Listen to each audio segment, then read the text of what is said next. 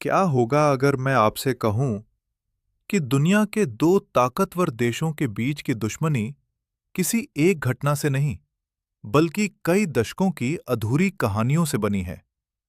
एक ऐसी कहानी जिसमें सत्ता, धोखा, क्रांति और बदले की भावना सब कुछ शामिल है। आज जब हम ईरान और यूनाइटेड स्टेट्स को एक दूसरे के खिलाफ खड़े देखते हैं, तो सवाल उठता है, आखिर ऐसा क्या हुआ कि ये रिश्ता इतनी गहरी नफरत में बदल गया। कहानी शुरू होती है साल 1953 से। उस समय ईरान में एक लोकतांत्रिक रूप से चुने गए प्रधानमंत्री थे, मोहम्मद मोसादेग।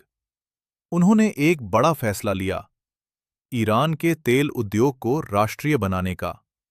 इससे पश्चिमी देशों, खासकर अमेरिका और ब्रिटेन के हितों को बड़ा झटका लगा। कुछ ही समय बाद एक गुप्त ऑपरेशन शुरू हुआ।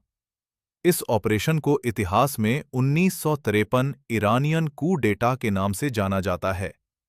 आरोप लगाया गया कि इसमें अमेरिकी खुफिया एजेंसी ने भूमिका निभाई। नतीजा ये हुआ कि प्रधानमंत्री मोसादेक को सत्ता से हटा दिया गया और ईरान में शाह की ताकत फिर से बढ़ गई। लेकिन कहानी यहीं खत्म नहीं होती। अगले कई सालों तक शाह की सरकार को अमेरिका का समर्थन मिलता रहा, मगर ईरान के अंदर धीरे धीरे गुस्सा बढ़ता गया। लोगों को लगने लगा कि उनका देश बाहरी ताकतों के प्रभाव में चल रहा है। फिर आया साल 1979, एक ऐसा साल जिसने सब कुछ बदल दिया। ईरान में भड़क उठी एक विशाल क्रांति, ईरानियन रेवोल्यूशन। इस क्रांति के नेता थे रुहुल्ला खोमेनी। शाह को देश छोड़कर भागना पड़ा और ईरान एक इस्लामिक गणराज्य बन गया। लेकिन असली तनाव तब शुरू हुआ जब क्रांति के बाद गुस्साई भीड़ ने तेहरान में अमेरिकी दूतावास पर कब्जा कर लिया। इस घटना को दुनिया आज ईरान हॉस्टेज क्राइसिस के नाम से जानती है। 52 अमेरिकी नागरिकों को 444 दिनों तक बंधक बनाकर रखा गया।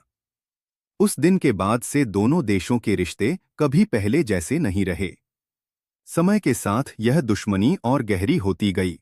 आर्थिक प्रतिबंध, परमाणु कार्यक्रम को लेकर विवाद, मध्य पूर्व की राजनीति। हर नई घटना पुराने जख्मों को और गहरा करती गई।